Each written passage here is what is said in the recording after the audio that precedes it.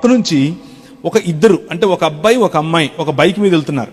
ఆ బైక్ ఒక 200 cc ఉంటుంది, అంటే మంచి ఫ్యాషన్ ఉండేటటువంటి బైక్ అనమాట. దాని మీద వెనకేమో అమ్మాయి కూర్చుంది, ముందేమో అబ్బాయి తోలుతున్నాడు. ఇద్దరు హెల్మెట్ పెట్టుకున్నారు. సో మనిషి దగ్గర బైక్ ఉంటుంది, మనిషి దగ్గర కారు ఉంటుంది, మనిషి దగ్గర గొప్ప గొప్ప ఇళ్ళు ఉంటాయి, మేడలు ఉంటాయి, కాలనీస్ ఉంటాయి, క్వారీస్ ఉంటాయి, పెద్ద పెద్ద భవనాలు ఉంటాయి, ఏరోప్లేన్లలో తిరుగుతాడు, అన్నీ చేస్తాడు. కానీ మనిషి చేతిలో లేనిదేంటో తెలుసా?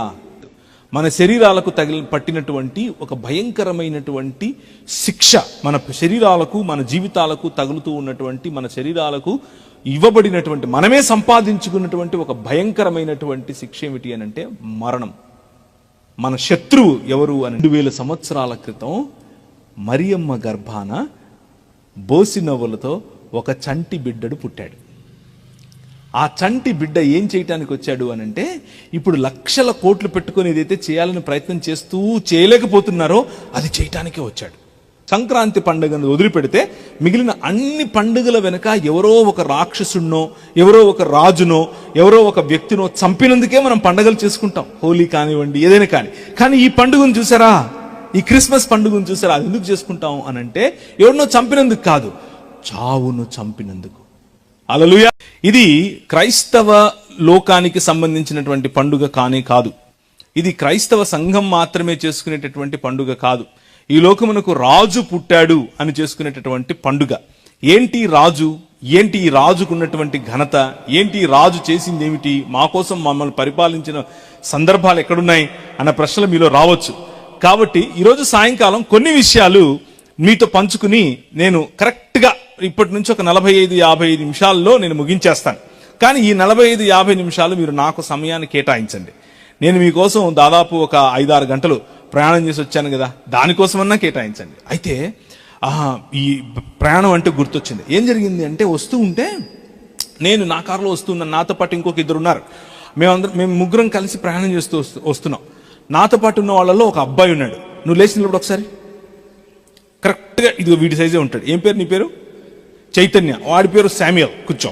చైతన్య నీలాగానే ఉంటాడు. వాడు కూడా మొత్తం చూస్తున్నాడు, ఎంత స్పీడ్ వెళ్తున్నాడు, ఎంత దాన్ని ఏమంటారు, నెక్స్ట్ ఎదురుగా వెళ్తున్న బండి పేరేంటి, ఆ బండి ఎంత బాగుంటుంది, ఇవన్నీ మాట్లాడుతున్నాడు నాతో. మాట్లాడుతూ ఉంటే మా పక్క నుంచి ఒక ఇద్దరు అంటే ఒక అబ్బాయి ఒక అమ్మాయి ఒక బైక్ మీద వెళ్తున్నారు.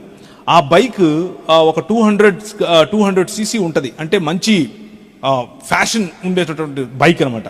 దాని మీద వెనకేమో అమ్మాయి కూర్చుంది, ముందేమో అబ్బాయి తోలుతున్నాడు. ఇద్దరు హెల్మెట్ పెట్టుకున్నారు, చక్కగా వెళ్తున్నారు. నేను చూస్తే నా స్పీడోమీటర్ మీద అంటే స్పీడ్ ఎంత ఉంది అని చూస్తే నేను దాదాపు 100 వరకు ఉన్నాను. అంటే 80 దాటి 100కి మధ్యలో ఉన్నాను. నేను అనుకున్నాను నేనే చాలా స్పీడ్ వెళ్తున్నాను, కానీ నన్ను దాటేసి వాళ్ళు వెళ్ళిపోయారు. వెళ్తూ ఉంటే నేను కొద్ది దూరం వెళ్ళాను. కొద్ది దూరం వెళ్ళిన తర్వాత వాళ్ళకు దగ్గరగా వెళ్ళకూడదు అని నా మనసు చెప్పింది. నేను కొంచెం దూరం ఆగాను, కొంచెం స్లో చేసి వీడు శామ్యుల్కి చెప్పాను, శామ్యుల్ చూసావా వాళ్ళు చాలా స్పీడ్ వెళ్తున్నారా అంటే, అవును డాడీ, కొట్టు డాడీ అంటున్నాడు.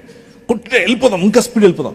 వద్దురా, ఇలా వెళ్ళే వాళ్ళ దగ్గర ఏం చేయాలి తెలుసా, మనము కొంచెం దూరం ఉండాలి. ఎందుకు అని అంటే వాళ్ళకి ఏమైనా కానీ వాళ్ళు పొరపాటున స్కిడ్ అయి పడ్డారనుకో మన బండి కిందకే వస్తారని చెప్పాను. మన బండి కిందకే వస్తారు. లేనిపోంది మనం ఎక్కడికి వెళ్ళాలి ఇప్పుడు? ఏ ఊరికి వెళ్ళాలి? రామచంద్రాపురంకి వెళ్ళి వాక్యం చెప్పాలి. మధ్యలో ఏమన్నా అయిందనుకోండి మనం అక్కడ పోలీస్ స్టేషన్లో కూర్చోవాల్సి ఉంటుంది. వద్దులే అని చెప్పేసి నేను మెల్లిగా కొంచెం వాళ్ళని వెనకే ఉన్నాను. వాళ్ళు నాకు కనిపిస్తూ ఉన్నారు, కానీ నేను మెల్లిగా వెళ్తున్నాను. ఏమైందో తెలుసా, నేను అనుకున్నట్లే ఒక 15 నిమిషాల లోపలలోనే ఇంకొక బైక్కి వాళ్ళు తగులుకుని కింద పడ్డారు. ఒక 10 పల్టీలు కొట్టారు. వాళ్ళ బైక్ అలా జారుకుంటూ వెళ్ళిపోయింది. నా కళ్ళ ముందు కనిపిస్తూ ఉంది. నేను స్లో చేసేసుకున్నాను మెల్లిగా. అయితే తలకు హెల్మెట్ పెట్టుకున్నారు కాబట్టి వాళ్ళిద్దరు చనిపోలేదు. వాళ్ళున్న స్పీడ్కి నిజానికి ఒకవేళ తలకు హెల్మెట్ కనుక పెట్టుకోకుండా ఉంటే రక్తసిక్తం అయిపోయేది, అక్కడ అవలేదు. సో మనిషి దగ్గర బైక్ ఉంటుంది, మనిషి దగ్గర కారు ఉంటుంది, మనిషి దగ్గర గొప్ప గొప్ప ఇళ్ళు ఉంటాయి, మేడలు ఉంటాయి, కాలనీస్ ఉంటాయి, క్వారీస్ ఉంటాయి, పెద్ద పెద్ద భవనాలు ఉంటాయి, ఏరోప్లేన్లలో తిరుగుతాడు, అన్నీ చేస్తాడు. కానీ మనిషి చేతిలో లేనిదేంటో తెలుసా? తన జీవితం. ఎప్పుడు ఎక్కడ ఆరిపోతుందో తెలీదు. ఎప్పుడు ఎక్కడ ఏ విధంగా అంతమవుతుందో తెలియదు. మన శరీరాలకు పట్టినటువంటి ఒక భయంకరమైనటువంటి శిక్ష, మన శరీరాలకు మన జీవితాలకు తగులుతూ ఉన్నటువంటి, మన శరీరాలకు ఇవ్వబడినటువంటి, మనమే సంపాదించుకున్నటువంటి ఒక భయంకరమైనటువంటి శిక్ష ఏమిటి అనంటే మరణం.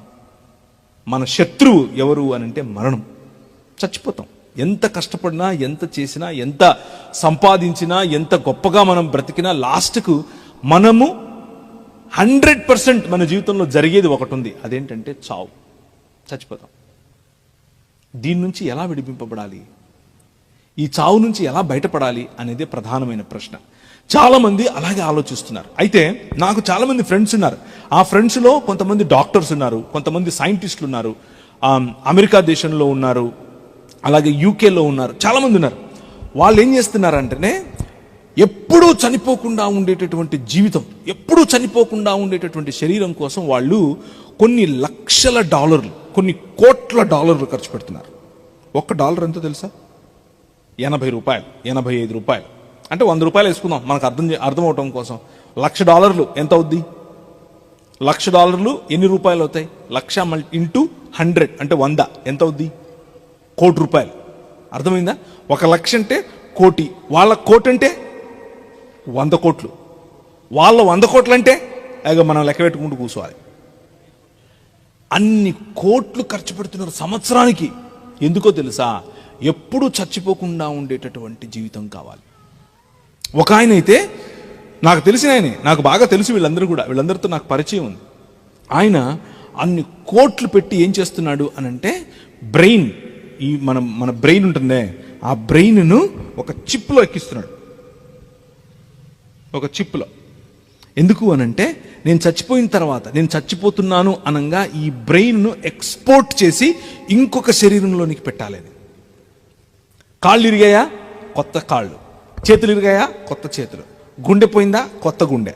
మూత్రపిండాలు పోయాయా? అసలు అవసరం లేదు మూత్రపిండం, తిన్నట్లుగా వెళ్ళిపోద్ది బయటికి, అంతే. నాకు రుచి మాత్రం తెలుసుద్ది. రుచి తెలియడం కోసం ఏం కావాలి? బ్రెయిన్ కావాలి. సో ఇదంతా కాదు, ఓన్లీ బ్రెయిన్ మాత్రమే ప్రిజర్వ్ చేసుకుని ఒకానొక రోజు మనము ఎప్పటికీ చనిపోనటువంటి, ఎప్పుడూ బ్రతికుండేటటువంటి మానవులను తయారు చేసుకోవాలి అని చెప్పి సైంటిస్టులు కొన్ని 100 కోట్లు, లక్షల కోట్లు పెడుతున్నారు. అయితే 2000 సంవత్సరాల క్రితం మరియమ్మ గర్భాన బోసి నవ్వులతో ఒక చంటి బిడ్డడు పుట్టాడు. ఆ చంటి బిడ్డ ఏం చేయటానికి వచ్చాడు అనంటే, ఇప్పుడు లక్షల కోట్లు పెట్టుకొని ఏదైతే చేయాలని ప్రయత్నం చేస్తూ చేయలేకపోతున్నారో అది చేయటానికే వచ్చాడు. ఈ లక్షల కోట్లు సంపాదించినా కానీ చేయలేనటువంటి నిత్య జీవం, ఎప్పుడూ చనిపోనటువంటి శరీరం, ఎప్పుడూ చనిపోనటువంటి జీవితం, ఎప్పటికీ దేవుని సన్నిధిలో బ్రతికేటటువంటి జీవనం కావాలి అనంటే యేసు క్రీస్తులో మాత్రమే సాధ్యం. అదే క్రిస్మస్. క్రిస్మస్ ఎందుకు జరుపుకుంటున్నారు ఈ ప్రపంచమంతా అంటే, నువ్వు ఇంకెప్పుడు చనిపోకుండా ఉండటం కోసం, నీవు ఎప్పుడూ కూడా దేవునితో ఎప్పటికీ బ్రతికి ఉండాలి అనే ఒకే ఒక్క కాంక్షతో మనిషి బ్రతుకుతూ ఉంటే, ఆ వరం ఇవ్వటం కోసం దేవుడు మనిషిగా వచ్చాడు. చూసారా? అదే క్రిస్మస్ అని అంటే. ఇది మతం కాదు, ఇది ఇంకో కొత్త మతం కాదు. ఇది మనిషిని నిజంగా మనిషిగా మార్చటానికి, మనిషి నిజంగా మనిషిగా బ్రతకటానికి ఇచ్చేటటువంటి పిలుపు. ఆ పిలుపే క్రిస్మస్. దాన్నే క్రిస్మస్ పండుగ అని పిలుస్తారు. ప్రతి పండుగకు వెనుక ఒక కథ ఉంటుంది. ఉదాహరణకు మనము దీపాలు పెట్టే పండుగ చేసామనుకోండి, దాని వెనుక ఫలానా రాక్షసుడిని చంపాం కాబట్టి మేము పెడుతున్నాం అని చెప్తాం.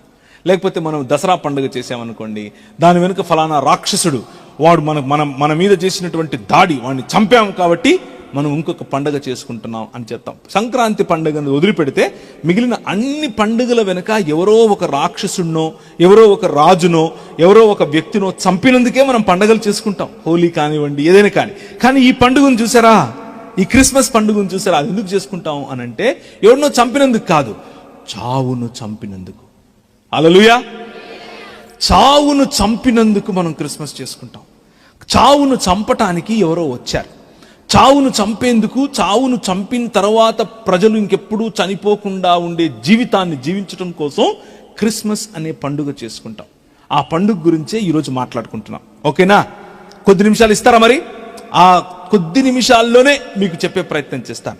అయితే ఎందుకు అసలు చచ్చిపోవాలి మనిషి? చెప్పండి, ఎందుకు చనిపోవాలండి మనిషి? నా కళ్ళ ముందే ఈ బైక్లో వచ్చినటువంటి వాళ్ళిద్దరూ ఎందుకు అలా దొల్లుకుంటూ చావు బ్రతుకుల్లోకి వెళ్ళిపోవాలి? అవసరం ఏంటి? కింద పడితే పడ్డారు, లేసి అలా దులుపుకొని మళ్ళీ వెళ్ళిపోవచ్చుగా. ఎందుకు అలా చనిపోవాలి వాళ్ళు? ఎందుకు అంటే, ఇప్పుడు జాగ్రత్తగా వినండి. మనుషులు ఎందుకు చనిపోతున్నారు అనంటే, దేవుడు మనిషిని ఎప్పుడు చనిపోకుండా ఉండేవాడుగానే చేశాడు. దేవుడు మనిషిని తన స్వరూపమందు తన పోలిక చొప్పున ఎప్పటికీ చనిపోకుండా ఉండేవాడిగానే, జీవము గల దేవునితో జీవాధిపతితో సంబంధం ఉన్నవాడిగానే చేశాడు. కానీ మనిషి ఏం చేశాడు అనంటే, దేవుడిచ్చినటువంటి ఈ ఆధిక్యత, దేవుడిచ్చినటువంటి ఈ సమాధానం, దేవుడిచ్చినటువంటి ఈ సంబంధం నుంచి దూరమయ్యాడు. ఎందుకు దూరమయ్యాడో తెలుసా? మనిషి ఏమన్నాడు అనంటే, నువ్వు చెప్తే నేను చేయడం ఏంటి, నాకు తెలియదు ఏంటి, నేను ఏది చేయాలో నువ్వు చెప్పాలా నాకు అన్నాడు. మనిషి దేవుని యొక్క సంబంధం నుంచి దూరం అవటానికి గల కారణం ఏమిటి అనంటే, మనిషి దేవుణ్ణి తిరస్కరించటం, నువ్వు నాకు అక్కర్లేదు అని చెప్పటం, నువ్వు చెప్తే నేను చేయను, నా ఇష్ట ప్రకారంగానే నేను బ్రతుకుతాను అనటం. దాన్నే ఏమంటారు అనంటే పాపం అంటారు. ఏమంటారు? మళ్ళీ చెప్పండి, ఏమంటారు? పాపం అంటే చుట్టా బీడీ సిగరెట్ తాగటం, లేకపోతే మందు కొట్టడం, లేకపోతే సాయంకాలం అయితే సీరియల్ చూడటం, మొగలి పొదలు, ఇంకేంటి కొత్త సీరియల్ చెప్పమ్మా, ఏంటమ్మా, కార్తీక దీపం 2 ఇలాంటివన్నీ చూడటం కాదు. అది కాదు పాపం అంటే. ఇదంతా ఏంటంటే పాపం వలన వచ్చినటువంటి పర్యవసానం, పాపంలో పడిపోయిన కారణం చేత మనం ఏర్పరచుకున్నటువంటి వ్యవస్థలు ఇవి. పాపం ఏంటి అనంటే, దేవుడిని కాకుండా దేవుని స్థానంలో మనిషిగా మనల్ని మనం ఉంచుకోవటం, దేవుడి స్థానంలో పుట్ట పెట్టడం, దేవుడి స్థానంలో పాము పెట్టడం, దేవుడి స్థానంలో ఎలుగుబంటి పెట్టడం, దేవుడి స్థానంలో కోతి పెట్టడం, దేవుడి స్థానంలో ఏనుగు పెట్టడం, దేవుడి స్థానంలో మనిషి పెట్టడం. దేవుడు మనిషిని తన స్వరూపముగాను తన పోలికగాను చేసుకుని, నువ్వు నా బిడ్డవురా, ఈ ప్రపంచాన్ని ఏలు, ఈ ప్రపంచాన్ని నేను నీకు ఇస్తున్నాను, నువ్వు ఏలు అని చెప్పాడు. మీ దగ్గర బైబిల్ ఉందా? ఎవరైనా తీసి చదువుతారా? కీర్తనల గ్రంథం 115వ అధ్యాయం. ఆకాశములు యెహోవా వశము, భూమిని ఆయన నరులకు ఇచ్చి ఉన్నాడు. ఎవరికి ఇచ్చాడు? మీకే ఇచ్చాడు. భూమి మీద ఏమని చెప్పాడు? ఎక్కడ చెప్పాడు? ఆదికాండం తీయండి. ఆదికాండం అంటే మొట్టమొదటి చాప్టర్, ఫస్ట్లోనే వెళ్ళిపోవాలి. మొదటి అధ్యాయం, ఒకటో అధ్యాయం. బైబిల్ గ్రంథంలో ఉన్నటువంటి ఆదికాండంలో మొదటి అధ్యాయం 16 నుంచి చదువుమా. 1వ అధ్యాయం 16 నుంచి చదువు.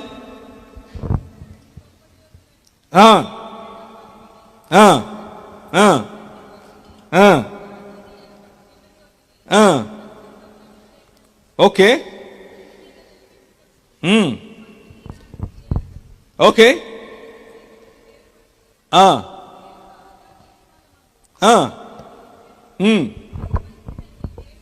అది మంచిది అని దేవుడు చూచాడు. ఓకే,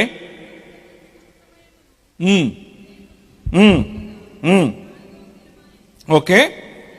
ఇప్పుడు 4 దినాలు అయ్యాయి అంటే దేవుడు ఆకాశమును మరియు ఆకాశమును ఏలటానికి ఒకటి చంద్రుడిగాను ఇంకొకటి సూర్యుడిగాను ఏలికలుగా ఉంచాడు. అర్థమవుతుందా? కానీ భూమిని ఏలటానికి ఎవరు నుంచాడు? ఇప్పుడు అదే 1వ అధ్యాయంలోనికి ఎలాంటి ఆఖరిలోకి రండి. 20 నుంచి చదవండి.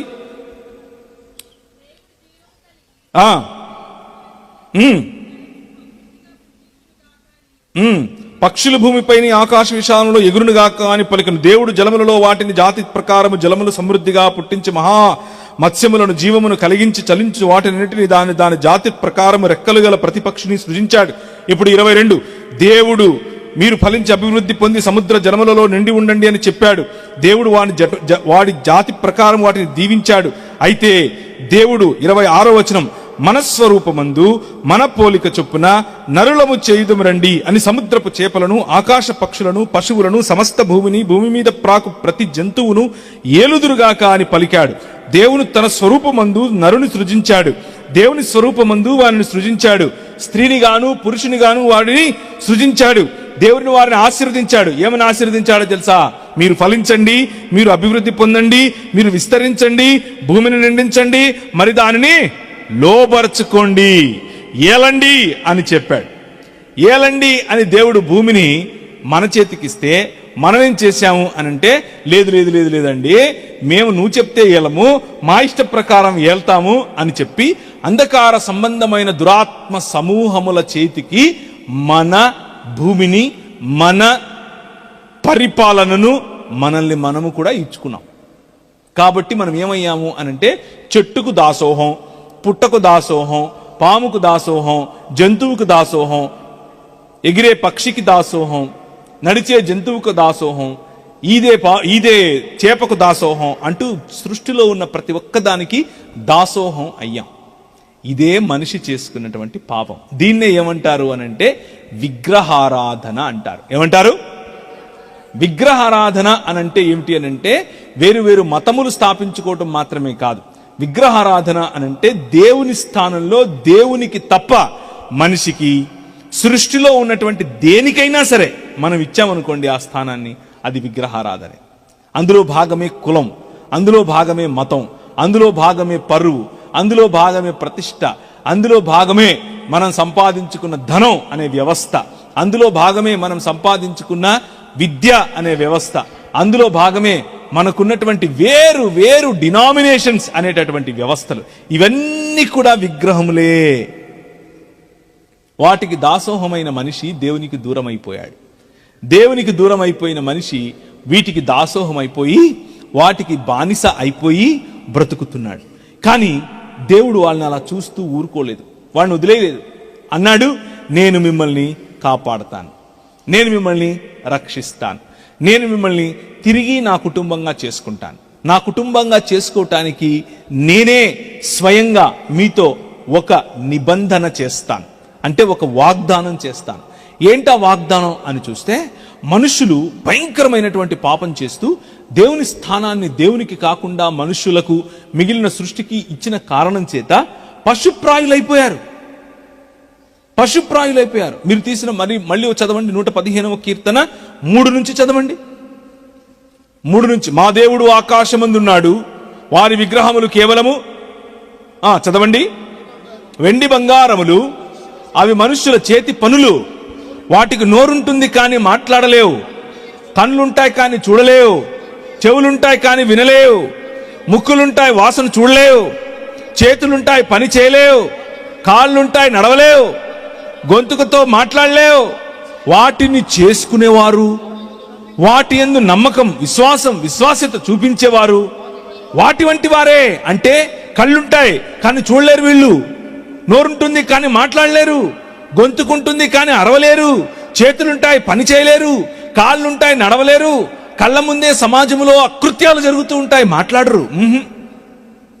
కళ్ళ ముందే పక్కింట్లోనే వాడు తిన్నాడా లేదా నాకేంటి అంటాడు, అమ్మ బతుకుందా లేదా నాకేంటి అంటాడు. విగ్రహముల యొక్క ప్రభావం ఇది. జీవము గల దేవుణ్ణి విడిచిపెట్టిన వారు సంబంధములను విడిచిపెడతారు. జీవము గల దేవుణ్ణి విడిచిపెట్టిన వారు బ్రతికి ఉన్నా చచ్చిన వారిలాగే ఉంటారు, జీవోత్సవాలులాగా బ్రతుకుతారు. జీవోత్సవాల వంటి సమాజములుగా మారిపోతాం మనం. అలాంటి జీవోత్సవములైన సమాజముగా మారిపోయినటువంటి సమాజాలను తిరిగి బ్రతికించటానికి ఒకరు రావాలి. దేవుడు అన్నాడు, ఆయన గురించి చూస్తున్నటువంటి ప్రజలు అన్నారు, ప్రార్థన చేశారు, అయ్యా నువ్వు ఈ గగనాన్ని వంచుకొని రావాలి, నువ్వు ఈ గగనాన్ని చీల్చుకొని రావాలి, రాకపోతే మా బతుకులు ఏమైపోతాయి అని అన్నారు. అప్పుడు రావాలి రావాలి రావాలి అని చేస్తున్న ప్రార్థనకు సమాధానంగా నేను వస్తాను అని అన్నాడు. ఎలా వస్తాను అని అన్నాడంటే, ఆయన చేసిన ప్రతిజ్ఞ, మొట్టమొదటి ప్రతిజ్ఞ నోవహుతో చేశాడు. ఎక్కడ చేశాడు? ఆదికాండంలో 5, 6, 7, 8 అధ్యాయాలు గనక మీరు చూస్తే, మొట్టమొదటి పుస్తకంలోనే ప్రజలు చనిపోకుండా ఉండటం కోసం, మిమ్మల్ని చంపేందుకు కాదు నేనున్నది, అనేక దేవీ దేవతలు ఉన్నారు, వారు చంపటానికి, వారు చేతిలో కత్తులు, కటారులు, బాణములు, గదలు పెట్టుకొని వస్తారు, కానీ నేను చంపేవాడిని కాదు, నేను రక్షించేవాడిని అని చెప్పి మనుష్యుల కోసం ఒక నావ తయారు చేయించి, ఒక ఓడ తయారు చేయించి అందరినీ కాపాడటం కోసం ప్రణాళికగా మొట్టమొదటి నిబంధన అంటే వాగ్దానం చేశాడు. ఏమని? నేను నిన్ను రక్షిస్తాను అని చెప్పాడు. నువ్వు చావకుండా ఉండటానికి నీకు నిత్యము జీవం, నిత్యము బ్రతికి ఉండేటటువంటి జీవితం ఇస్తాను అని ఆ రోజు మొదలుపెట్టాడు. ఆ తరువాత మళ్ళీ ఏమైంది అని అంటే, బ్రతికినటువంటి మనుషులు మళ్ళీ అదే విగ్రహారాధనలో పడ్డారు. మళ్ళీ దేవుణ్ణి విడిచిపెట్టి తమ సొంత మార్గములను వెతుక్కోగానే వారికి ఒక నాగరికత ఏర్పడింది. ఆ నాగరికత పేరు మెసొపొటేమియా నాగరికత. అదే సమయంలో మన భారతదేశంలో కూడా సింధు నాగరికత మొదలైంది. ఈ నాగరికతల మధ్య అనేకమైన వర్తక వ్యాపార సంబంధాలు ఉన్నాయి. వాళ్ళు మాట్లాడుకునేవాళ్ళు. వాళ్ళు దాన్ని ఇక్కడున్నటువంటి కోతులు, నెమళ్ళు అక్కడికి అమ్మేవాళ్ళు. ఇక్కడున్నటువంటి యాలకులు, ఇక్కడున్నటువంటి దాన్ని ఏమంటారు, సుగంధ ద్రవ్యాలు అమ్మేవాళ్ళు. ఆ జాతిలో నుంచి ఒకరిని పిలిచాడు. అనగా మనము అందరము కలిసి ఉన్నటువంటి ఒకే ప్రపంచంలో నుంచి ఒకరిని పిలిచాడు. ఆయన పేరు అబ్రహాం. ఆయనతో నిబంధన చేశాడు. ఏమని చేశాడు తెలుసా? నీ ద్వారా నిన్ను ఆశీర్వదిస్తాను, నిన్ను ఆశీర్వదిస్తాను, నిన్ను ఆశీర్వదిస్తాను, నిన్ను ఆశీర్వదిస్తాను. ఇక్కడ కూర్చున్న ప్రతి ఒక్క కుటుంబాన్ని ఆశీర్వదించడం కోసం ఆయన కొన్ని వేల సంవత్సరాల క్రితమే అబ్రహాము అని ఆయనకు చెప్పాడు. నీ ద్వారా సకల లోకములను ఆశీర్వదిస్తాను. ఇది ఆదికాండం 12వ అధ్యాయంలో మీరు చదవచ్చు. ఇంటికి వెళ్ళిన తర్వాత చదువుకోండి. నీ ద్వారా సకల వంశాలను ఆశీర్వదిస్తాను, నీ ద్వారా సకల కుటుంబాలను ఆశీర్వదిస్తానని చెప్పాడు. ఆ తర్వాత ఆయనకి ఏం చెప్పాడు అని అంటే, నీకు పిల్లలు పుడతారు, నీ పిల్లలు పెద్దలు అవుతారు, నీ పిల్లల పిల్లలు వాళ్ళు ఎక్కడుంటారో తెలుసా? ఈ మెసొపొటేమియా సామ్రాజ్యం అంతమైపోతుంది, ఈ రాజ్యం పోతుంది, ఇంకొక రాజ్యం వస్తుంది. ఎక్కడుంటుందో తెలుసా? ఆ రాజ్యము ఐగుప్తు రాజ్యం. అప్పటికే భారతదేశం ఐగుప్తుతో కూడా సంబంధం పెట్టుకుంది. నౌకలు, నావలు ఇవన్నీ కూడా ఐగుప్తుకి వెళ్తున్నాయి. ఐగుప్తులో మనం వర్తక వ్యాపారం చేస్తున్నాం. ఐగుప్తు ప్రజలతో మనం మాట్లాడుకుంటున్నాం. అక్కడి దేవీ దేవతలను మనం ఇక్కడికి ఇంపోర్ట్ చేసుకుంటున్నాం. అంటే మన మధ్యకు కూడా తెచ్చుకుంటున్నాం. మన మధ్యకు కూడా అక్కడున్న దేవీ దేవతలు వచ్చి రాజ్యం ఏలటం మొదలు పెట్టారు. 10 రకాలైన దేవీ దేవతలు అక్కడ ప్రజలపైన రాజ్యం చేస్తున్నాయి. ఆయన అన్నాడు, మీ పిల్లలు అక్కడికే వెళతారు, అక్కడ మీ పిల్లలను నేను 400 పైచిలుకు సంవత్సరాలు పెడతాను. ఎందుకో తెలుసా? నీ పిల్లల ద్వారా ఇప్పుడు మెసొపొటేమియా అనేటటువంటి ఈ ప్రపంచము నుండి ఐగుప్తు అనే ప్రపంచాన్ని ఆశీర్వదించడానికి అవసరమైనటువంటి ఒక రాజ్యంలోనికి నీ పిల్లల్ని తీసుకెళ్తానన్నాడు. అక్కడికి తీసుకెళ్ళాడు. అప్పుడు ఒక పెద్ద కరువు వచ్చింది. కరువు వస్తే ఆయన చేసిన వాగ్దానం కారణం చేత, తన పిల్లలు అక్కడ ఉన్న కారణం చేత అందరికీ భోజనం పెట్టారు, అందరికీ వైద్యం ఇచ్చారు, అందరికీ సుభిక్షత. ఆయన ప్రణాళిక మెల్లిమెల్లిగా ఇప్పుడు భారతదేశం వైపుకు వస్తుంది. జాగ్రత్తగా వినండి, మెల్లిమెల్లిగా వస్తుంది భారతదేశం వైపుకు. ఇప్పుడు ఒక మెసొపొటేమియా అయిపోయింది, ఐగుప్తు అయిపోయింది. ఇప్పుడు ఆ 10 రకాలైనటువంటి దేవీ దేవతల యొక్క వాళ్ళు చేస్తున్నటువంటి అకృత్యాల మధ్యలో నలిగిపోతూ ఉన్నటువంటి ఇశ్రాయేలును ఆయన అన్నాడు, మీరు బయటికి రండి, మిమ్మల్ని నేను పిలుస్తున్నాను అని చెప్పి ఆయన తనకు స్వకీయ సంపాద్యముగా, అంటే తను సంపాదించుకున్నటువంటి ప్రజలుగా ఇశ్రాయేలు అనే జనాన్ని పిలిచాడు. పిలిచి వారిని ఆరిన నేల మీద ఒక సముద్రాన్ని చీల్చి మరీ నడిపించి బయటకు తీసుకుని వచ్చి ఒక రాజ్యంగా చేశాడు. ఆ రాజ్యంలో ఈయనే రాజు, వారు ప్రజలు. వారికి ఇంకే రాజు లేడు. మిగిలిన ప్రపంచాలన్నిటికీ రాజులున్నారు, కానీ ఈయనన్నాడు, నేనే మీకు రాజును, నేనే మీకు భర్తను, నేనే మీకు ప్రియుణ్ణి, నేనే మీకు కాపరిని, నేనే మీకు దేవుణ్ణి అని చెప్పాడు. అని వారిని అలా కాచుకుంటూ ఉంటే ఇశ్రాయేలీయులు అన్నారు, లేదండి, మాకు కూడా రాజు కావాలి అన్నారు. మాకు కూడా కనిపించే రాజు కావాలి. ఐగుప్తుకు రాజున్నాడు, మెసొపొటేమియాకు రాజున్నాడు, మా పక్కనులో ఒక రాజున్నాడు, మా పక్క దేశాలకు రాజులున్నారు, మాకు కూడా అన్ని దేశాలకు ఉన్నట్లే రాజు కావాలి అన్నారు. ఇప్పుడు మొదటి వాగ్దానం ఎవరితో చేశారు? నోవహుతో. రెండవది అబ్రహాముతో. మూడవది తన పిల్లలైన యాకోబుకు పిల్లలైనటువంటి ఇశ్రాయేలుతో. ఇప్పుడు 4వది ఆయన అన్నాడు, మీకు రాజు కావాలా? తీసుకోండి, మీరు రాజులు తీసుకోండి, మీకు కావలసిన రాజును తీసుకోండి అని చెప్పాడు. వాళ్ళేమో సౌలుని ఎన్నుకున్నారు. కానీ దేవుడు తన హృదయానుసారుడైనటువంటి దావీదుని ఎన్నుకున్నాడు. దావీదు అనే రాజును ఎన్నుకుని ఆయనకు చెప్పాడు, నీ ద్వారా, నీ కొడుకు ద్వారా నా కుటుంబాన్ని కడతాను, నా మందిరాన్ని మళ్ళీ కడతాను, నా రాజ్యాన్ని మళ్ళీ కడతాను అని చెప్పాడు. ఎందుకు అనంటే, దేవుడు ఈ భూమి ఆకాశములు అనే ఒక మందిరాన్ని తయారు చేసి ఆ మందిరములో తానే వచ్చి సింహాసనాసీనుడై కూర్చున్నాడు. ఆకాశము తన సింహాసనమట, భూమి తన పాదపీఠమట. అలా కూర్చున్నటువంటి దేవుణ్ణి తిరస్కరించిన మానవుడు భూమి ఆకాశముల మధ్య ఒక పెద్ద అగాధాన్ని సృష్టించాడు. కానీ ఇప్పుడు ఒక రాజు కావాలి, ఈ రెండిటిని కలిపే రాజు కావాలి. ఆ రాజే దావీదుకు చెప్పినటువంటి రాజు. దావీదుతో చేసిన నిబంధన ఏమిటి అని అంటే, నేను ఆ రాజును నీ కుటుంబంలో నుంచి పంపిస్తాను. ఆ రాజు వచ్చి ఏం చేస్తాడు అనంటే, ఇప్పుడు బైబిల్ తీయండి, ఎఫెసీయులకు రాసిన పత్రిక 1వ అధ్యాయం 10వ వచనం. ఎఫెసీ పత్రిక 1వ అధ్యాయం 10వ వచనం. ఆ రాజు ఏం చేశాడు? గట్టిగా చదవాలి. దేవునికి ఒక సంకల్పం ఉందట. ఆ సంకల్పమును బట్టి ఆయన పరలోకమందున్నవే గాని భూమి మీద ఉన్నవే గాని సమస్తమును క్రీస్తునందు ఏకముగా సమకూర్చవలెనని తనలో తాను నిర్ణయించుకున్నాడు. ఏం చేయాలని నిర్ణయించుకున్నాడు దేవుడు? భూమి ఆకాశములను కలపాలని నిర్ణయించుకున్నాడు. భూమి మీద ఉన్న సమస్తమును, పరలోకమందున్న సమస్తమును ఏకముగా క్రీస్తునందు. క్రీస్తు అంటే ఎవరు అనుకుంటున్నారు? ఇంకెవరో కాదు, మరియ గర్భాన బోసి నవ్వులేసుకుని పుట్టాడే ఒక చిన్న చిన్న బాలుడు, ఆయనే. 2000 పైచిలకు సంవత్సరాల క్రితం పుట్టిన వ్యక్తి ఎందుకు పుట్టాడు అనంటే, మనుష్యులు చేసిన పాపము కారణంగా భూమి ఆకాశముల మధ్య వచ్చిన అగాధమును తీసివేయటం కోసం పుట్టాడు. తీసివేసి ఆయన పరలోకమందున్నవే గాని భూమి మీద ఉన్నవే గాని సమస్తాన్ని ఐక్యపరచి మన కోసం ఒకటి చేయాలి అని ఆయన పుట్టాడు. అంటే మనలను దేవుని సన్నిధికి మళ్ళీ తీసుకుని వెళ్ళాలి, దేవుని సన్నిధిని మన మధ్యకు తీసుకుని రావాలి. ఈ రెండు జరగాలి అనంటే దేవుడే మానవుడై రావాలి. అది క్రిస్మస్ అంటే. క్రిస్మస్ అంటే దేవుడే మానవుడైన దినం. దేవుడు ఆదియందు వాక్యముగా, ఆదియందు ఏ వాక్యమైతే దేవునితో, ఆదియందు ఏ వాక్యమైతే దేవుడుగా ఉండెనో ఆ వాక్యము ఇప్పుడు శరీరధారి అయి నీలాగా కాళ్ళు, చేతులు, కళ్ళు, ముక్కు, నోరు ఉన్నటువంటి శరీరధారి అయి మన మధ్యకు కృపా సత్య సంపూర్ణుడిగా. దీన్ని ఏమంటారు మీరు? ఆ టెంట్ని ఏమంటారు తెలుగులో? డేరా అంటారా, లేకపోతే షామియానా అంటారా? ఏమంటారు? ఏమనరా? టెంట్ అని అంటారా? ఏమంటారు? పందిరి అంటారా? పందిరి వేసెను, అదే పదం వాడారు అక్కడ. ఆయన వచ్చి మన మధ్య పందిరి వేశాడు, తన శరీరం అనే పందిరిని మన మధ్య వేశాడు. ఏంటి ఈ పందిరి అని అంటే, ఇది రెండో మాట. మొదటి మాట ఏంటి? దేవుడు భూమి ఆకాశములను కలుపుతున్నాడు. రెండో మాట క్రిస్మస్కు ఉన్నటువంటి ప్రధాన లక్ష్యం. ఇప్పుడు మనం ఆలయాలు కట్టుకుంటాం. ఎందుకు కట్టుకుంటాం చెప్పండి? దేవాలయాలు, గుళ్ళు ఎందుకు కట్టుకుంటాం? దేవునితో కలవటానికి. మనిషి వెళ్ళి దేవునితో కలవటానికి కట్టుకునేటటువంటి మందిరమే గుడి.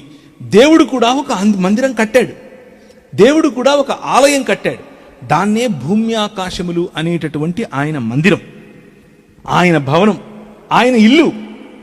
అయితే మనిషి వెళ్ళి కలవటానికి అక్కర్లేదు, ఆయనే వచ్చి కలిసేవాడు. ప్రతి సాయంత్రం ఆయన వచ్చి కలిసేవాడు. కలిసి మిమ్మల్ని ఏం చేశాడు అని అంటే, తన ప్రతినిధిగా, తన ప్రతిబింబంగా, అలాగే తన ప్రతిమగా ఉంచాడు.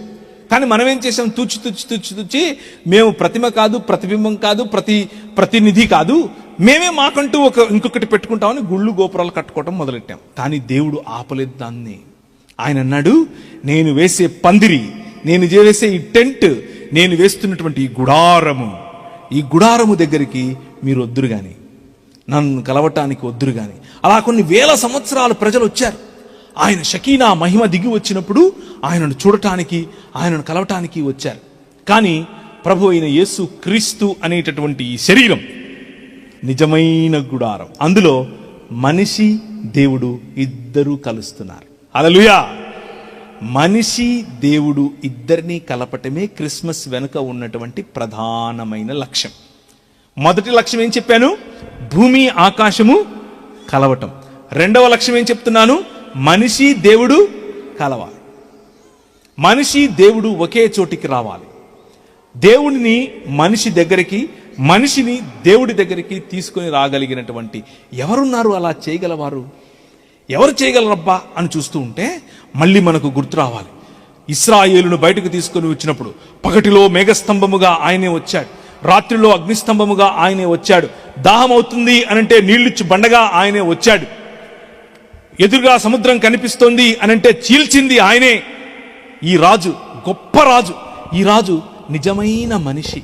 ఈ రాజు ప్రేమకు కొలత లేదు. ఈ రాజు దయకు నువ్వు పదాలు వెతుక్కోలేవు. ఈ రాజు న్యాయము తీర్చే రాజు.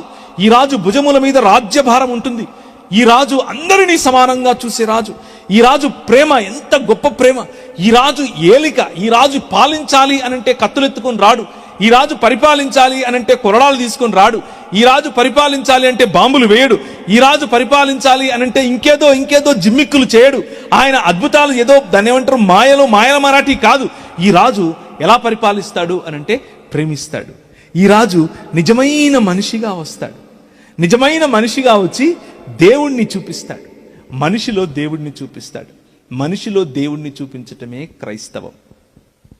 మనిషిలో దేవుణ్ణి చూపించటమే క్రీస్తు మార్గం. మనిషిలో దేవత్వమును కనపరచటమే క్రీస్తు మార్గం. కొలసీలకు రాసిన పత్రిక మొదటి అధ్యాయం ఆయన ఏం చేయటానికి వచ్చాడు? ఎందుకు క్రిస్మస్ అనంటే 13 నుంచి, ఆయన మనలను అంధకార సంబంధమైన అధికారములో నుండి విడుదల చేసి తాను ప్రేమించిన తన కుమారుని యొక్క రాజ్య నివాసులుగా చేసెను. ఆ కుమారుని యందు మనకు విమోచనము అనగా పాపక్షమాపణ కలుగుచున్నది. ఆయన అదృశ్య దేవుని స్వరూపి అయి సర్వ సృష్టికి ఆది సంభూతుడై ఉన్నాడు. ఏలయనగా ఆకాశమందున్నవియు భూమి అందున్నవియు దృశ్యమైనవి గాని అదృశ్యమైనవి గాని సింహాసనములు, ప్రభుత్వములు, ప్రధానులు, అధికారులు సర్వము ఆయన యందు సృజింపబడ్డాయి. సర్వము ఆయన ద్వారా, ఆయనను బట్టి సృజింపబడ్డాయి. ఆయన అన్నింటికంటే ముందున్నవాడు. ఆయనే సమస్తమునకు ఆధారభూతుడు. సంఘము అను శరీరమునకు ఆయనే శిరస్సు. ఆయనకు అన్నిటిలోనూ ప్రాముఖ్యత కలుగు నిమిత్తము ఆయన ఆది నుండి మృతులలో నుండి లేచుటలో ఆది సంభూతుడయ్యాడు. ఆయన యందు సర్వ సంపూర్ణత నివసింపవలనని ఆయన శిలువ రక్తము చేత సంధి చేసి ఆయన ద్వారా సమస్తమును, అంటే అవి భూలోకమందునైనా పరలోకమందునైనా వాటన్నిటినీ ఆయన ద్వారా తనతో సమాధానపరచుకొనవలనని తండ్రికి అభీష్టమైంది. రెండవ మాట, మనుష్యులను దేవునితో సమాధానపరిచేటటువంటి దినమే క్రిస్మస్ దినం. మనుష్యులు పాపం చేసిన కారణం చేత దేవునికి దూరమైతే దేవుడే మనిషిగా వచ్చి మనుష్యుల పాపములను తన రక్తము చేత కడిగినటువంటి దినమే క్రిస్మస్ దినము. ఆయనకున్నటువంటి అభీష్టము, ఆయనకున్నటువంటి ఈ ఆలోచన, ఆయనకున్నటువంటి ఈ కోరికను నెరవేర్చటానికి, తండ్రి కోరికను నెరవేర్చటానికి కుమారుడు మరియ గర్భాన జన్మించాడు. మరియ గర్భాన జన్మించిన కారణం చేత మనము ఇప్పుడు దేవుని ప్రజలము అయ్యే అవకాశం ఉంది. రెండవ మాట, దేవునితో ప్రజలను కలపటానికి, ప్రజలతో దేవుణ్ణి కలపటానికి ఆయన ఈ లోకానికి వచ్చాడు. అది పాపమును పరిహరించటం కారణంగా మాత్రమే జరుగుతుంది. మనకు దేవునికి మధ్య ఉన్నటువంటి పాపమును తీసివేయటం కారణంగా మాత్రమే జరుగుతుంది. అనగా దేవునికి మనకు మధ్య ఉన్నటువంటి అంధకార సంబంధమైన దురాత్మ సమూహముల యొక్క పరిపాలన నుండి మనల్ని విడిపించడం ద్వారా మాత్రమే సాధ్యమవుతుంది. మూడో మాట, నేను త్వరగా ముగిస్తాను. నేను చెప్పినట్లే ఇప్పుడు 10 అయిపోయింది, ఇంకో 20 నిమిషాలే ఉంది, నేను ముగించేస్తాను. కానీ మీరు ఎక్కడికి వెళ్ళకండి, ఇక్కడే ఉండండి. పాలు పొంగిపోవు, అన్నం మాడిపోదు, ఏం కాదు, టెన్షన్ పడకండి. ఓకే, ఇప్పుడు మూడో మాట, చావు చావు చావు అనుకున్నామా? మనం చచ్చిపోతున్నారు అనుకున్నామా? ఈ చావును ఆపాలిగా. ఎలా ఆపాలి? ఒక ఆయన అన్నాడు మొన్న ఈ మధ్య, ఒక ఆయన తిరుగుతూ అందరితో చెప్తున్నాడు, 3 మేకలు కొట్టారు, 3 మేకలు పీక్కోలేకపోయాడు, ఏం దేవుడు ఈ దేవుడు అంటున్నాడు ఆయన. 3 మేకలు కొట్టడం కాదరా బాబు. మనుష్యుల పైన, మనుష్య సమాజముల పైన, మనుష్య జీవితాల పైన కొట్టినటువంటి మేకులను, ఆ మేకులు అనేటటువంటి, ఆ మేకుల యొక్క నిజమైన శక్తి అనేటటువంటి మరణం అనే మేకును పీకి పారేయటానికే ప్రభువైన యేసుక్రీస్తు ఈ లోకానికి వచ్చాడు. అర్థమైందా? మనుషులు చచ్చిపోకూడదు, ఇంకెప్పుడూ చచ్చిపోకూడదు, ఇంకెప్పటికీ చచ్చిపోయినటువంటి జీవితం కావాలి. సో యేసుక్రీస్తు ఏమన్నాడు అనంటే, ఆయన ఇంతవరకు మనం చూసినట్లుగా మనము మనకు ఆయన శరీరమందు మనకు వ్యతిరేకంగా రాయబడినటువంటి ప్రతి మాటను కొట్టివేయటానికి, ఇదే కొలసీయులకు రాసిన పత్రికలో ఆయన గురించినటువంటి మాట, క్రీస్తు అనగా ఏలయనగా దేవత్వం యొక్క సర్వ సంపూర్ణత శరీరముగా క్రీస్తునందు నివసించుచున్నది.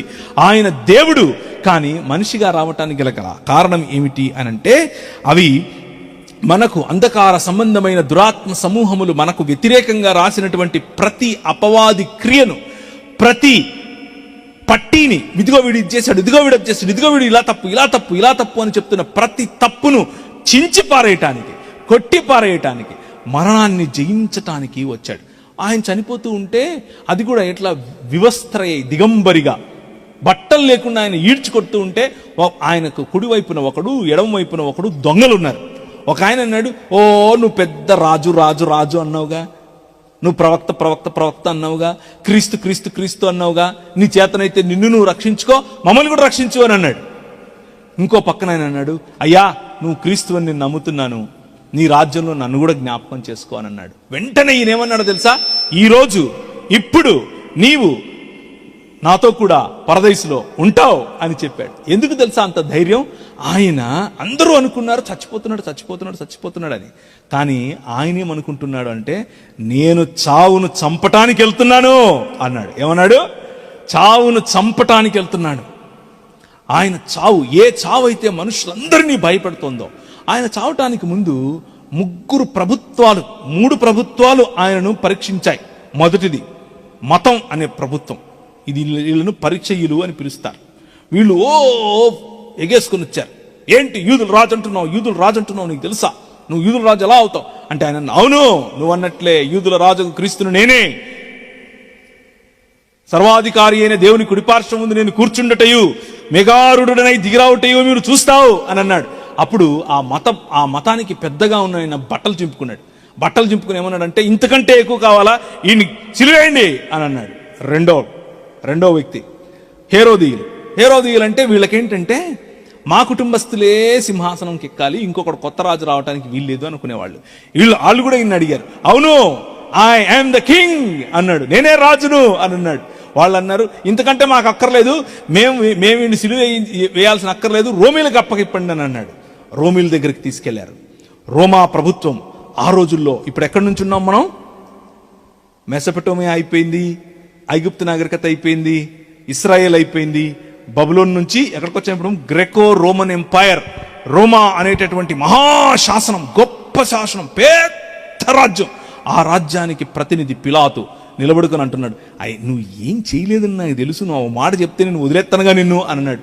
ఈయన నవ్వి ఆయన చూసి, అరే బాబు నీకు అర్థం కావట్లేదు, నేను ఇస్తే తప్ప అధికారం నీకు రాదురా అన్నాడు.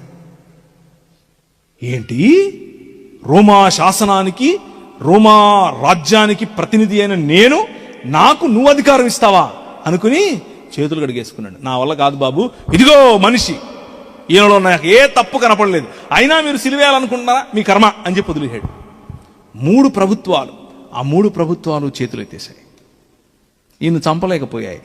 కానీ ఈయన స్వచ్ఛందంగా, మనుష్య కుమారుడు తనకు తానుగా తన జీవమును పెట్టుటకును దానిని తిరిగి తీసుకునుటకును ఈ లోకానికి వచ్చాడు.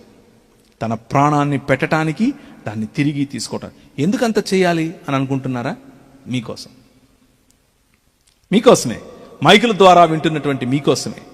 మీరెప్పుడూ చచ్చిపోకూడదు అని, మీరు చనిపోయినా బ్రతకాలని, ఎల్లప్పుడూ జీవించేటటువంటి జీవితాలు, ఎల్లప్పుడూ జీవించే శరీరాలు మీరు కలిగి ఉండాలి అని ఆయనకు ఒక తపన. ఆ తపన కోసం ఈ లోకానికి వచ్చాడు. మరణం అనేటటువంటి మీ శరీరాన్ని, మీ శత్రువును చంపటానికి ఈ లోకానికి వచ్చాడు. శిలువ మీద వేలాడుతూ ఉన్నప్పుడు ప్రజలందరూ అనుకున్నారు, ఇక చచ్చాడు అని అనుకున్నారు. కానీ ఆయన అనుకున్నాడు, ఇక నేను చంపుతాను అని అనుకున్నాడు. మనిషిని కాదు, మనిషిని చంపే దేవుళ్ళు చాలా మందిని చూశాం. శూలాలు వేసుకుని, బల్లాలు వేసుకుని, కత్తులు వేసుకుని, బాంబులు వేసుకుని చాలా మంది వచ్చారు.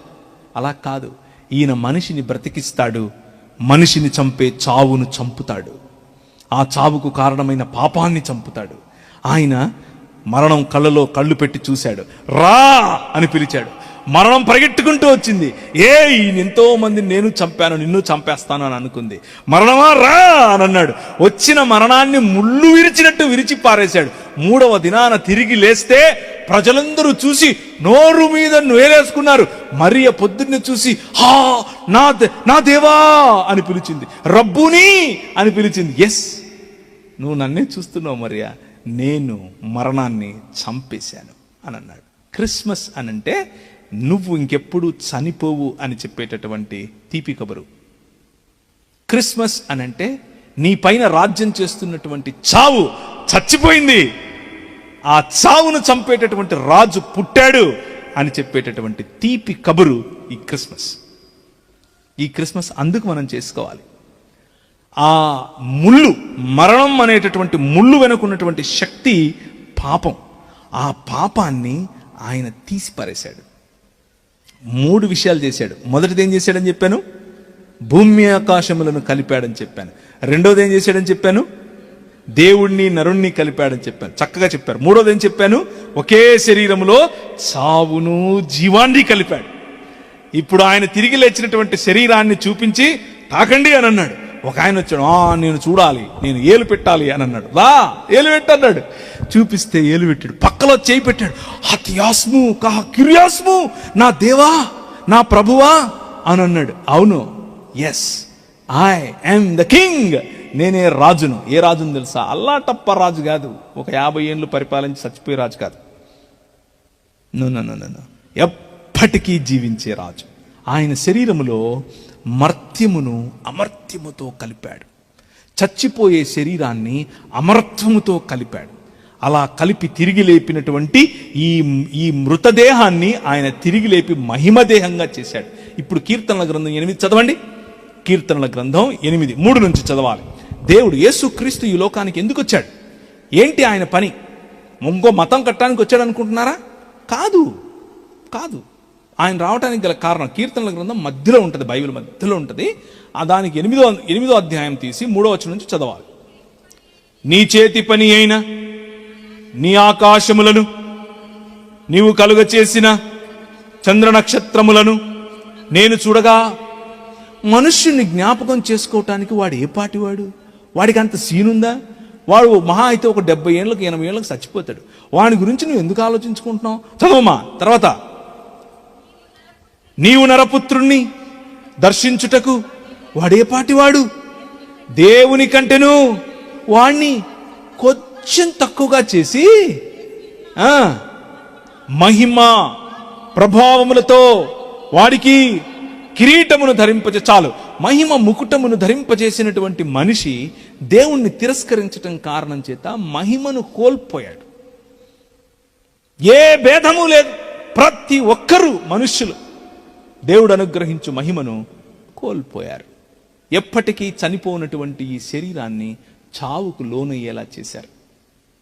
కానీ మనిషే కావాలి ఇప్పుడు. ఆ మనిషే చావును చంపాలి. ఆ మనిషే మళ్ళీ ఈ జీవములోనికి మనల్ని నడిపించాలి. ఆ మనిషే మళ్ళీ మనకు మహిమ ముకుటాన్ని ఇవ్వాలి. అంటే ఎప్పుడు చనిపోనటువంటి కిరీటాన్ని పెట్టాలి.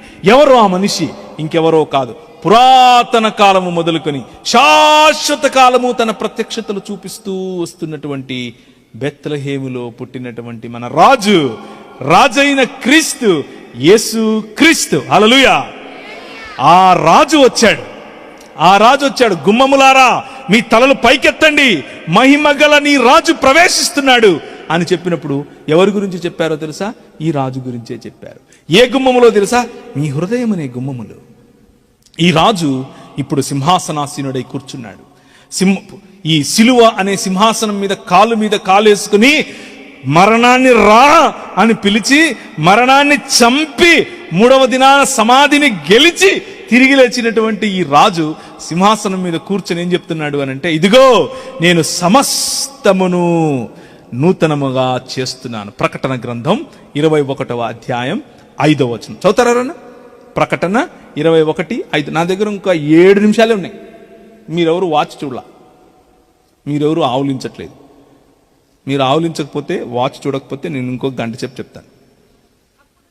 అప్పుడు సింహాసనమందును కూర్చున్నవాడు, ఇదిగో సమస్తమును నూతనమైనవిగా నేను చేయుచున్నాను అని చెప్పాడు. ఈ సింహాసనమందు కూర్చున్నవాడు ఇంకెవరో కాదు, మరణాన్ని జయించి తన తండ్రి అయిన దేవునికి ఈ ప్రపంచములో ఉన్న ప్రతి రాజ్యమును తన రాజ్యముగా చేసి బహుకరిస్తున్నటువంటి మన రాజు, the king of kings, the lord of lords, ప్రభువులకు ప్రభువు, రాజులకు రాజు.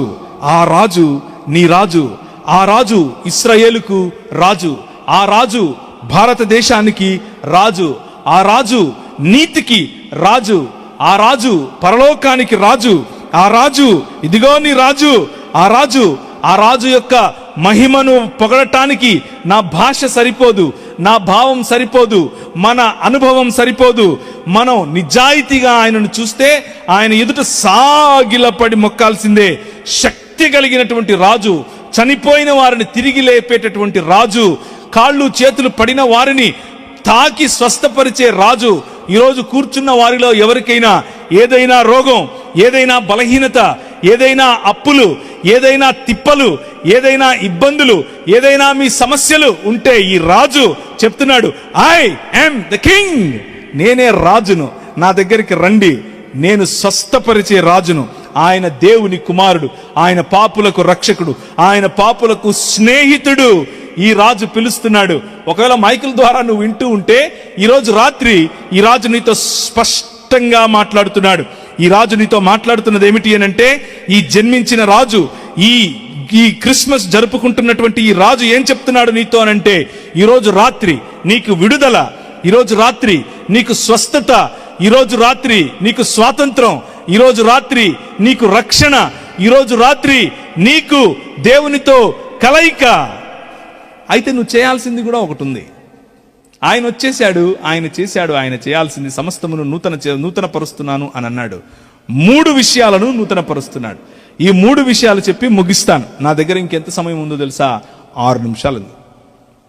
3 నిమిషాలు. 3 నూతన పరుస్తున్నాడు.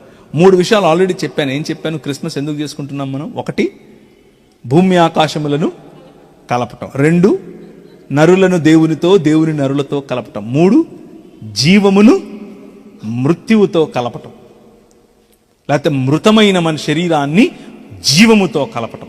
ఈ 3 మళ్ళీ ఇంకొక కోణంలో చెప్తాను. దేవుడు లేకపోతే ఈ క్రీస్తు సమస్తమును నూతన పరుస్తున్నాడని చెప్పానా? మొదటిగా ప్రపంచమును నూతన పరుస్తున్నాడు.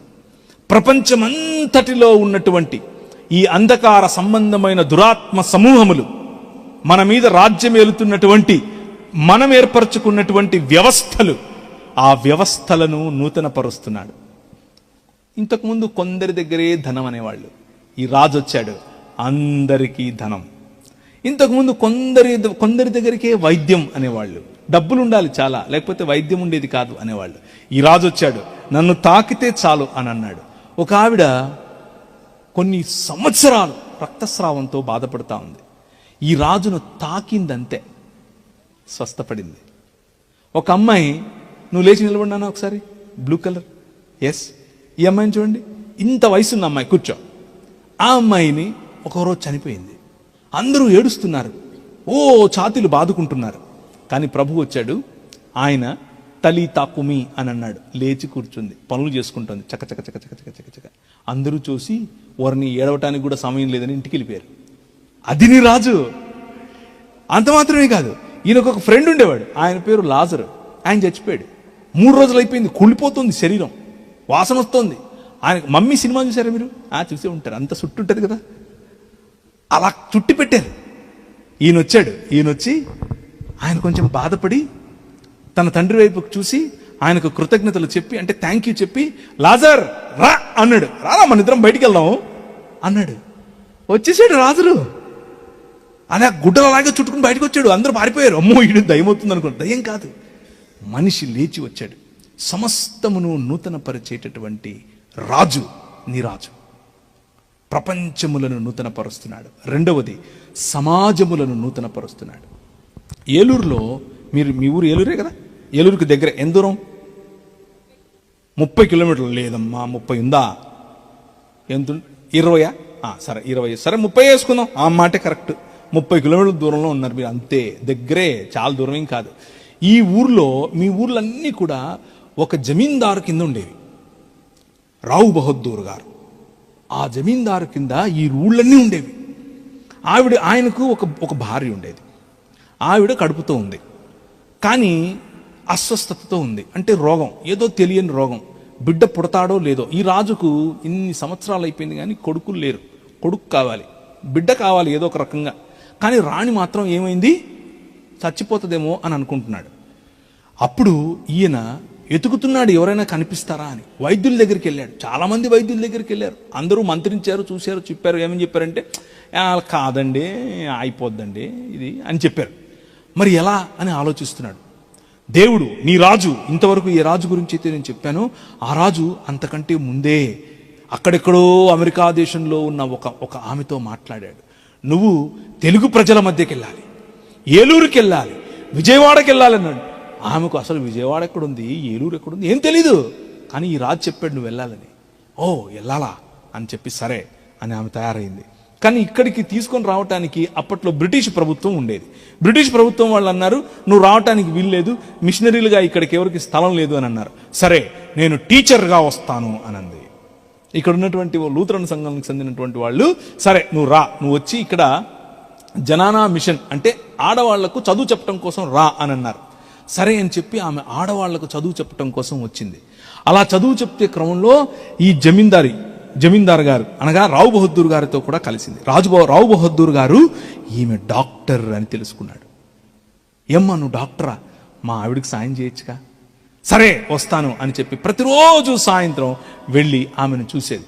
ఆమె రోజు ఇంటికి వెళ్ళటం, ఇంటికి వెళ్ళిన తర్వాత వాళ్ళ ఇంటికి వెళ్ళి వెనక్కి వచ్చేటప్పుడు ఆమె తెల్లటి బట్టలు వేసుకుంటారు కదా, డాక్టర్లు లాంటి బట్టలు వేసుకుంటారు, తెల్లకోట వేసుకుంటారు కదా, ఆ తెల్లటి బట్టల మీద వెనకల పసుపు మరకలు కనిపించేవి. ఏంటబ్బా ఇది, ఎక్కడి నుంచి పసుపు వస్తుంది అని చెప్పి ఒక వారం తర్వాత ఇంటికి బయటికి రావడానికి ముందు అలా వెనక్కి తిరిగి చూసింది. చూడంగానే మ్లేచ్ఛ జాతికి చెందినటువంటి అంటే అంటరాని జాతికి చెందినటువంటి ఒక స్త్రీ మన ఇంటికి వచ్చింది అని చెప్పి ఈ రాజు ఇంటికి చెందిన వాళ్ళు పసుపు నీళ్లు చల్లుతున్నారు. పసుపు నీళ్లు ఎందుకు?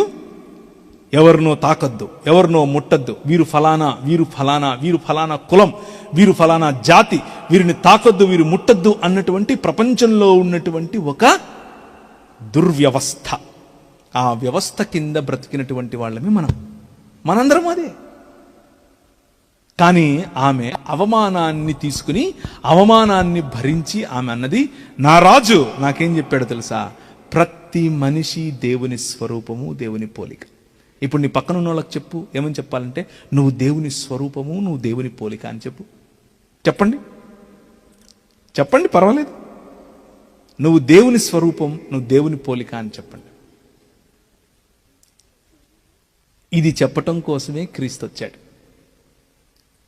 ప్రతి మనిషి, కులం అన్న తేడా లేదు, మతం అన్న తేడా లేదు, జాతి అన్న తేడా లేదు, ప్రాంతం అన్న తేడా లేదు, భాష అనే తేడా లేదు, భావం అనే తేడా లేదు, లింగం అనే తేడా లేదు, నువ్వు స్త్రీవా పురుషుడివా నపుంసకుడివా అన్న తేడా లేదు. ప్రతి ఒక్కరూ దేవుని స్వరూపము, దేవుని పోలిక చొప్పున ఉన్నారు.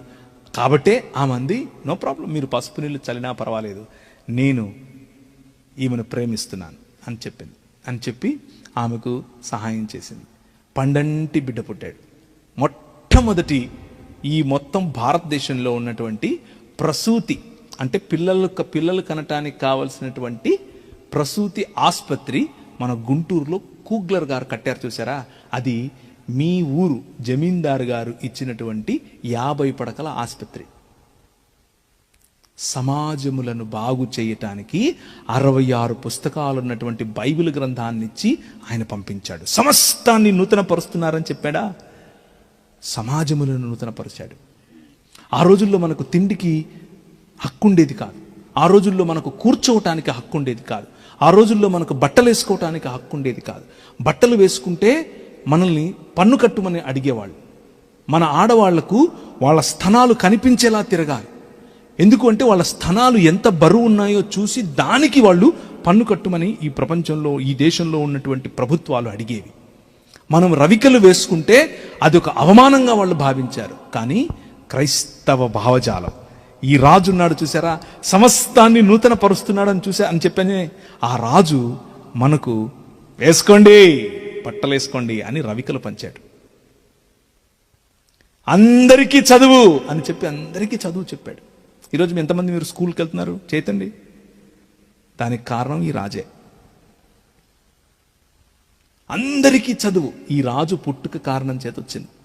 అందరికీ బట్టలు ఈ రాజు పుట్టుక కారణం చేత వచ్చింది. మీ ఊరికి రైలు ఈ రాజు పుట్టిన కారణం చేత వచ్చింది. పోస్ట్ ఆఫీసు ఇదిగో ఈ రాజు పుట్టాడు కాబట్టి వచ్చింది. మీరు పుస్తకాలు ఉన్నాయా మీ చేతిలో? అవి ఎందుకు వచ్చాయి అనుకుంటున్నారు? ఈ రాజే ముద్రించి పంపించాడు. ఈ రాజు పుట్టకపోతే ఆ ముద్రణ వచ్చేది కాదు. ఈ రాజు పుట్టకపోతే మీరు పెట్టుకునే కళ్ళద్దాలు ఉండేవి కాదు. ఈ రాజు పుట్టకపోతే ఈ మైక్రోఫోన్ వచ్చేది కాదు. మ్యాగ్నవాక్స్ దీని పేరు. మైక్రోఫోన్ కాదు, మ్యాగ్నవాక్స్. మ్యాగ్నవాక్స్ అని ఎందుకు పిలిచారు అని అంటే ఈ రాజును గురించి ప్రకటించడానికి ఒక ఆయనకు కలబడింది. కలబడి ఆ కల ప్రకారం చేస్తే ఇది మ్యాగ్నవాక్స్ వచ్చింది. అందుకని దాని పేరు మ్యాగ్నవాక్స్ అని పెట్టాడు. మీ ఇష్టం వచ్చిన టెక్నాలజీ తీసుకోండి. మీరు వాడుతున్న కెమెరా, మీరు వాడుతున్న ఫోన్, మీరు ప్రతి ఒక్కటి ఈ రాజు మీకు పెట్టిన భిక్ష. ప్రపంచములను ఆయన నూతనపరుస్తున్నాడు. మూడవది, మొదటిది సృష్టిని నూతనపరిచాడు. రెండవది సమాజములను నూతనపరిచాడు. మూడవది ఈ సమాజములను నూతనపరచడంలో మన పిల్లలకు 12 ఏళ్లకు మించకుండా పెళ్లి చేయాలి అని ఈ లోకం చెబుతూ ఉంటే no no no no no, ఆడపిల్లలు చదువుకోవాలి. శారదా యాక్ట్ మనమే ప్రవేశపెట్టాం. దాని కారణంగానే మన ఆడపిల్లలు ఈరోజు చదువుకుంటున్నారు. ఈ రాజు పంపగా వచ్చినటువంటి చట్టం అది. ప్రతి ఒక్క సంస్కరణ ఈ ప్రపంచంలో జరిగింది ఈ రాజు నేర్పగా వచ్చిన సంస్కరణే. అది క్రిస్మస్. దానివల్లనే మీ పిల్లలు చదువుకుంటున్నారు. దానివల్లే మీ పిల్లలు విదేశాలకు వెళ్తున్నారు. మూడవదిగా, ఆఖరిగా, చాలా ముఖ్యమైనదిగా, నా సమయం అయిపోయింది, ఆయన మిమ్మల్ని నూతనపరుస్తున్నాడు వ్యక్తిగతంగా. ఈరోజు రాత్రి మైక్ ద్వారా నువ్వు వింటూ ఉంటే, ఇక్కడ కూర్చొని ఉంటే, నూతనపరచబడటానికి నువ్వు సిద్ధమేనా అన్నది ప్రశ్న. హృదయం అనే నీ గుమ్మాన్ని నువ్వు ఎత్తకపోతే ఆయన నీలోకి ప్రవేశింపడు. హృదయం అనే నీ గుమ్మం ఎత్తటం అనంటే అర్థం ఏమిటి అనంటే, అక్కడెక్కడో బెత్లెహేములో పుట్టాడు అని నమ్మితే సరిపోదు. నీ హృదయంలో ఆయన రాజుగా ఏలాలి. నీ జీవితాన్ని ఆయన రాజుగా ఏలాలి. అప్పుడు నీ జీవితం మారుతుంది. నీ అప్పులు తీరతాయి, నీ రోగములు పోతాయి, నీ చావు చస్తుంది. ఎప్పటికీ చనిపోని జీవితాన్ని ఆయన ఇవ్వటానికి సిద్ధం. నీ శరీరం ఎప్పటికీ ఏ కరోనాకు, ఏ బ్యాక్టీరియాకు లోను కానటువంటి శరీరం నీకు ఇవ్వటానికి ఆయన సిద్ధం. నువ్వు చేయాల్సింది ఒకటే, ఏంటంటే ఈ క్రిస్మస్, నిజమైన క్రిస్మస్ జరుపుకోవటానికి ఆయనని హృదయంలోనికి ఆహ్వానించాలి. ఇంటిపైన స్టార్ పెడితే సరిపోదు. నీ హృదయంలో ఆయన రాజుగా ప్రవేశించాలి. కులం విడిచిపెట్టాలి, మతం విడిచిపెట్టాలి. క్రైస్తవ మతమైనా సరే విడిచిపెట్టాలి. నీ పరువు, ప్రతిష్ట, డబ్బు, అందం, గర్వం, నీకున్నటువంటి ఇగో విడిచిపెట్టాలి. అది విడిచిపెట్టకుండా క్రీస్తు కావాలి అని అంటే ఆయన రాడు. ఆయన నీపై రాజ్యం ఏలడు. ఆయన నీపై రాజ్యం ఏలాలి అనంటే, ఆయన రాజ్యంలో నువ్వు తలగా ఉండాలి అనంటే, సుభిక్షతగా ఉండాలి అనంటే, ఎప్పటికీ చనిపోయినటువంటి శరీరాన్ని కలిగి ఉండాలి అనంటే, ఇదిగో ఈ బంధకాలు విడిచిపెట్టాలి. చివరిగా ఒక్క మాట చదివి నేను ముగిస్తాను. తీయండి 61వ అధ్యాయం యెషయా గ్రంథం. యెషయా గ్రంథం 61వ అధ్యాయం 1 నుంచి చదవండి. ఎవరైనా సరే తెలుగులో చక్కగా చదవగలిగేవారు యెషయా గ్రంథం 61వ అధ్యాయం.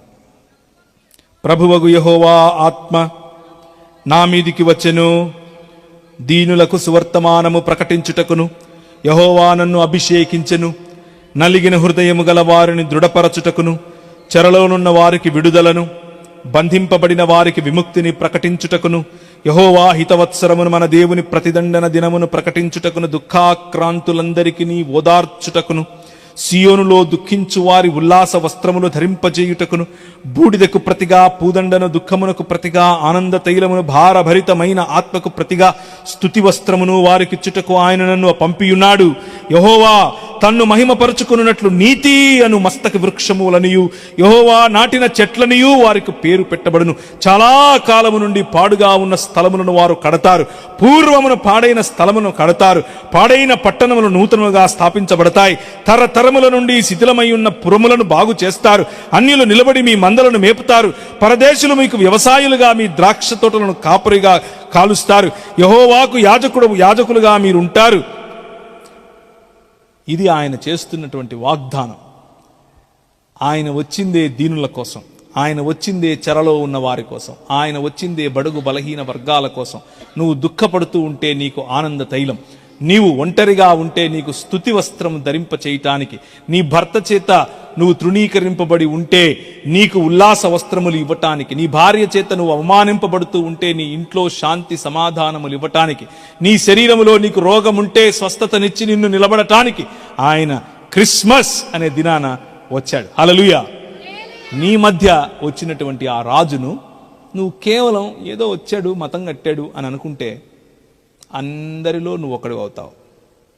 రాజు అని నువ్వు ఆయనను ఆహ్వానిస్తే నీ జీవితాన్ని ఆయన మార్చేస్తాడు. ఒక ఆమె ఆవులించింది. తలలుంచుకోండి, ప్రార్థించుకుందాం.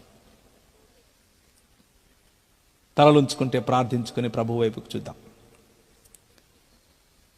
కృపగల దేవుడు, యెహోవా ఆత్మ కలిగినటువంటి దేవుడు, ఈ లోక మర్యాదకు ప్రతిదండన చేయటానికి వచ్చినటువంటి దేవుడు, దుఃఖాక్రాంతులను ఓదార్చటానికి వచ్చినటువంటి దేవుడు ఈ రాత్రి నీతో మాట్లాడుతున్నాడు. నువ్వు దుఃఖంలో ఉంటే ఓదార్పు నీకు, నువ్వు ఒంటరిగా ఉంటే నీకు తోడు ఆయన. ఈ రాజు ప్రేమ నీకు అందుబాటులో ఉంది. ఒకవేళ నువ్వు మైకుల ద్వారా వింటూ ఉంటే చుట్టుపక్కల ఉన్నటువంటి వారు అంధకార సంబంధమైన దురాత్మ సమూహముల చేత చిక్కబడి ఉంటే, నువ్వు ఎంత కష్టపడినా నువ్వు ఇంకా నీకు విడుదల రాలేదు అన్నటువంటి ఘోష నీలో వినబడుతూ ఉంటే, ఈరోజు రాత్రి ఈ రాజు పిలుస్తున్నాడు, నా వద్దకు రా, నన్నొక్కసారి ప్రయత్నించి చూడు, నన్నొక్కసారి నీ జీవితంలోనికి ఆహ్వానించి చూడు. నీ కులాన్ని విడిచిపెట్టి, మతాన్ని విడిచిపెట్టి, నీ విగ్రహములను విడిచిపెట్టి, లోక సంబంధమైన దురాత్మ సమూహములను విడిచిపెట్టి, నీ పరువును, నీ ప్రతిష్టను, నీ అందాన్ని, నీ ధనాన్ని, నీ సమాజాన్ని, వీటన్నిటినీ మించి నాకు గనక నువ్వు తావిస్తే నీ జీవితంలో ఎప్పటికీ చావనటువంటి జీవితం, ఎప్పటికీ ఏ చావుకు లోను కానటువంటి నీకు శరీరం, భూమి ఆకాశముల కలయిక అనేటటువంటి దేవుని సన్నిధి అన్న పరలోకం నీకు ఇవ్వటానికి ఆయన సిద్ధం. ఆయన నీ మధ్య ఉన్నాడు, నీతో మాట్లాడుతున్నాడు, నిన్ను పిలుస్తున్నాడు. ఇంకా ఎన్ని రోజులు దూరంగా ఉంటావు? ఇంకా ఎన్ని రోజులు ఈ రాజుకు దూరంగా ఉంటావు? ఇంకా ఎన్ని రోజులు, కొద్ది రోజుల తర్వాత వస్తానులే, కొద్ది రోజుల తర్వాత ఆయనను వెంబడిస్తానులే అంటావు? ఈ రాత్రి నువ్వు నిర్ణయం తీసుకుంటే నిన్ను వాడుకోవటానికి ఈ రాజు సిద్ధం. నిర్ణయం తీసుకుని ఈ రాజుకు, ఈ రాజు యొక్క అనుచరుడిగా, ఈ రాజు చెప్పినటువంటి వ్యవస్థలో బ్రతకటానికి సిద్ధపడితే నీ జీవితం రంగులమయం, జీవపుమయం, వేడుకగా నీ జీవితం ఉంటుంది. యేసు నామమున ప్రార్థిస్తున్నాము తండ్రి.